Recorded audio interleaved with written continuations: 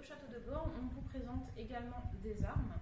Ici, on a quelque chose d'assez impressionnant, qui est un arc japonais de 2,10 m. Vous voyez qu'il est plus grand que moi.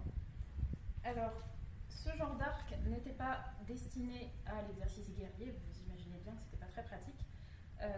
L'art de l'arc au Japon devient au fur et à mesure du temps une pratique qui était plutôt liée à un entretien moral et physique des classes guerrières.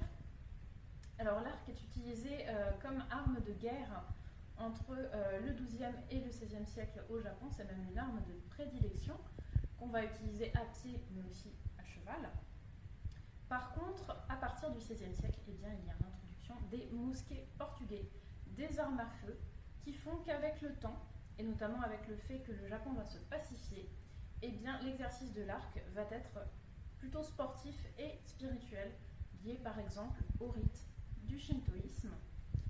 Et ici, vous voyez qu'on a un objet qui est laqué en noir et rouge. Pour ces arcs dits de Kyujitsu, on les tenait dans le tiers inférieur de cette manière. Et vous voyez que nous avons une petite inscription sur cet objet, un sinogramme à lecture japonaise en kanji, qui est notamment 4e année de l'ère Enkyo, ce qui voudrait dire l'année 1747. Donc a priori, on a peut-être une arme qui date du milieu du XVIIIe siècle et qui était plutôt dédiée à l'entraînement physique et moral des classes guerrières japonaises.